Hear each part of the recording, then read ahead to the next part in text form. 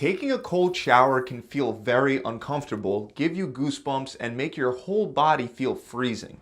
However, cold showers and cold therapy in general can help you feel more alert and energized, it can improve your health, and can even help you burn fat. These are just some of the benefits that you can use to justify going through the unpleasantness associated with using cold immersion as a therapeutic agent. And really, there are 6 amazing scientifically proven benefits when cold therapy is used correctly. And I want you to understand what those are and how to start using the cold to reap those benefits today.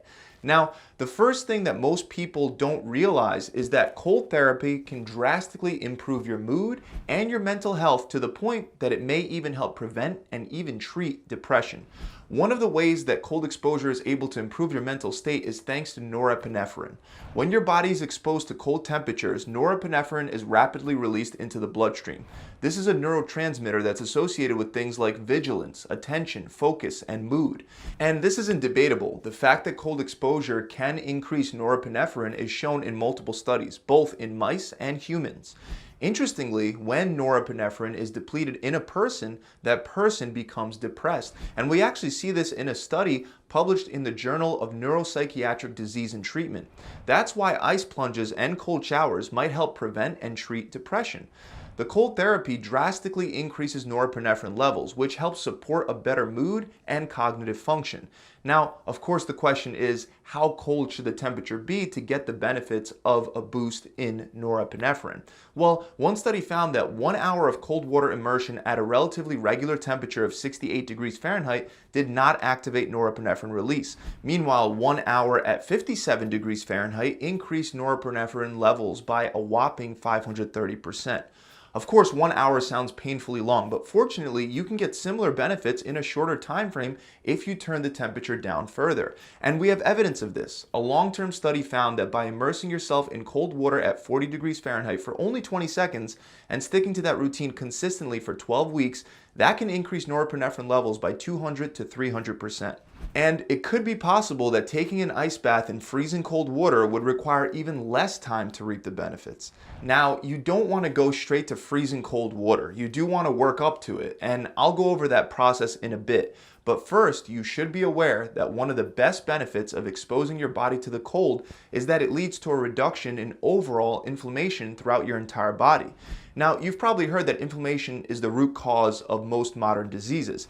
And even though inflammation gets a pretty bad rap, inflammation itself isn't entirely a bad thing. In fact, it's vital for your health and well-being because it's the first step of the healing process that's used to prevent further damage by eliminating the initial cause of the cell injury, and then the inflammation helps clear out the damaged tissues and the dead cells. This is actually what starts the process of repairing damaged tissues. However, when the inflammation process goes into overdrive, so when you have chronically high inflammation markers for seemingly no reason, that's when inflammation causes a lot of trouble for a lot of people. For example, as stated by the Harvard Medical School, chronic inflammation is associated with heart disease, diabetes, cancer, arthritis, and bowel diseases like Crohn's disease and colitis. On top of that, research also identifies inflammation as the key driver of the aging process. One specific study looked closely at elderly people ranging from 85 to over 110 years old, and researchers found that low inflammation was the only biomarker that accurately predicted survival and cognitive capabilities across all the age groups. Remember that cognitive decline is what leads to the rising rates of dementia and Alzheimer's that we see today. The researchers also came to the conclusion that inflammation is one of the most important variables that determine mortality, capability, and cognition up to a very old age. So according to the evidence, if you can reduce inflammation, it might be a way to increase the length of your life while also reducing the likelihood of you having to suffer with a chronic disease like heart disease, diabetes, or arthritis. And this is where cold showers and ice plunges come into the picture, since they can help reduce inflammation. We're still not exactly sure the exact mechanisms that lead to a reduction in inflammation, but the 5x increase in norepinephrine that we talked about earlier definitely has at least something to do with it. Research indicates that norepinephrine inhibits the inflammatory pathway in the body by decreasing levels of a small protein used by the immune system known as TNF alpha.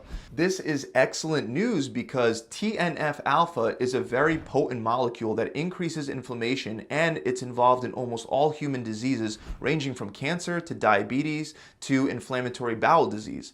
Research also shows that norepinephrine decreases other inflammatory chemicals like MIP-1 alpha, for example.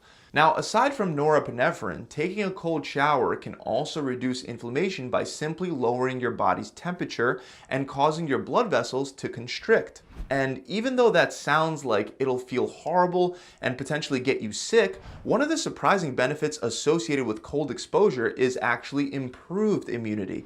And this is once again based on science. We have a study, for example, that looked at whether cold water immersion at a temperature of 57 degrees Fahrenheit could impact the immune system in men that would spend 1 hour 3 times a week in the moderately cold water.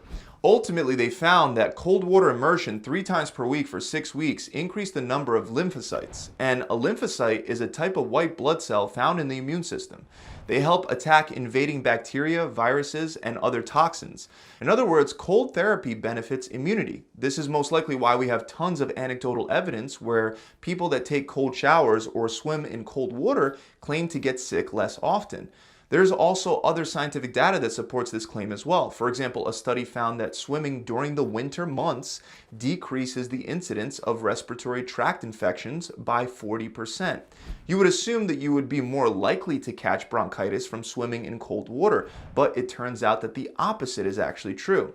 Of course, like many healthy things, exposing yourself to cold temperatures doesn't feel all that great while you're doing it, and it will require some mental toughness. Luckily, cold showers are by themselves a great way to improve mental toughness. Most people simply don't enjoy being exposed to very cold temperatures, but if you can overcome those feelings and do it anyway, that can increase your tolerance to being uncomfortable. By doing things that are outside your comfort zone, you'll become more in control of your own emotions, and you'll be more equipped to handle stressors that occur during everyday life. One very big believer in this is Wim Hof, and he's an extreme athlete that has been nicknamed the Iceman. He's set multiple records for the longest time in direct full body contact with ice, one of his longest times being just under 2 hours. He also has broken other records like the longest distance swim under ice and the fastest barefoot half marathon. Long story short, Hof gives a ton of credit to cold exposure for increasing his mental toughness, and he believes that anybody can do the same. Now, another big benefit for those of you that are trying to lose weight is that cold exposure may actually help you burn fat. When you're exposed to a cold temperature, brown fat gets activated. Brown fat, also known as brown adipose tissue, is a special type of body fat that produces heat to help maintain body temperature in cold conditions. This activation can cause a significant increase in your metabolic rate because the process requires a lot of energy for the brown fat to keep your body warm. So by exposing yourself to a cold temperature, either in the form of a freezing cold shower or an ice plunge, you could temporarily ramp up your metabolism, and that can lead to additional fat loss. An example of this can be seen in a study in which a group of men stood in room temperature water at 68 degrees Fahrenheit for an hour. During that 1 hour in water that's far from freezing, they were able to raise their metabolic rate by almost 100%. And when the researchers lowered the temperature to 57 degrees Fahrenheit, the men were able to boost their metabolic rate by 350%. Now, I'm sure this makes you wonder how high you can boost your metabolism in a much colder temperature like an ice bath. However, it's important to keep in mind that cold exposure can increase hunger in some people. So if you want to use ice baths or cold showers to effectively assist with weight loss, make sure you don't eat more and accidentally raise your caloric intake after starting to expose yourself to colder temperatures. Now, the last benefit before I give you a step-by-step action plan is that cold therapy can also improve your endurance capacity by boosting mitochondrial biogenesis, which is basically a fancy way of saying that cold exposure can increase the number of mitochondria that are found within your cells. Mitochondria are the powerhouses of your cells. They provide energy by carrying out biochemical reactions and other cellular processes, which is why they're crucial for endurance capacity. Mitochondria are what gives us the ability to use oxygen for energy production, which is why increasing the number of mitochondria benefits aerobic capacity or endurance.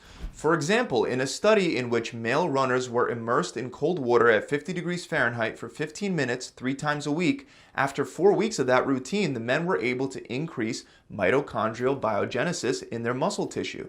Another study found that cold water exposure at 50 degrees Fahrenheit after high intensity running increased PGC1 alpha, which is a gene that increases the number of mitochondria within muscle tissue.